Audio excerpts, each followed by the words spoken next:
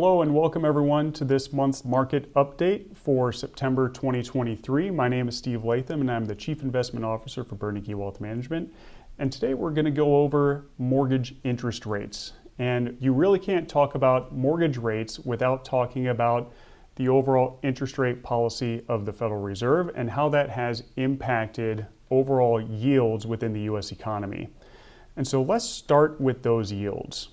Now, again, the Federal Reserve only can change the overnight rate, and that overnight rate is denoted here in this chart on the far left-hand side. It's really the rate that they can charge to banks and other lenders for borrowing money at the overnight rate.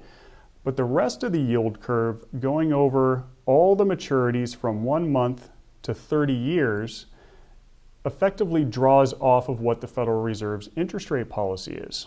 And what you can see over just the last 3 months is a significant increase in the yields of those longer term maturities on the Treasury curve.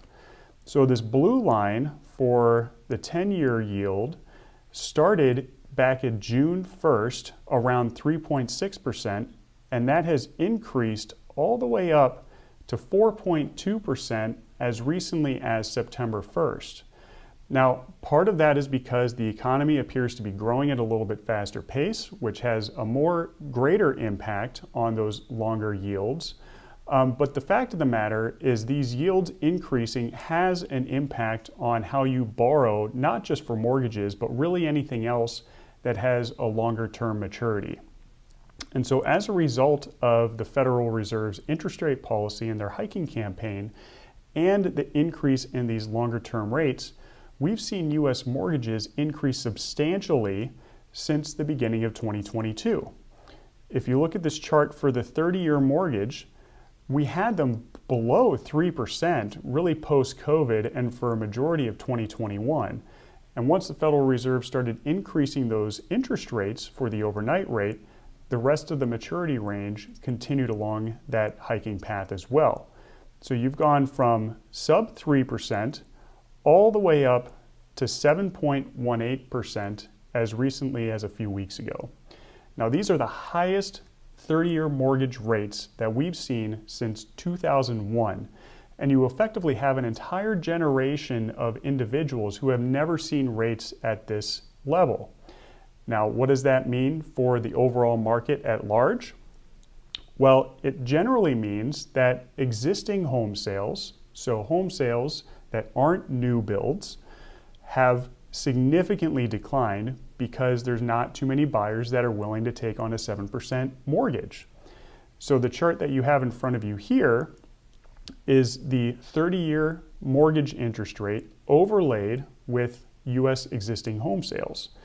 And again, we can see back in 2001, when interest rates were low, existing home sales had spiked significantly because people can easily get out of their 3% mortgage and adopt a new 3% mortgage on a different home, perhaps a larger home for an expanded family.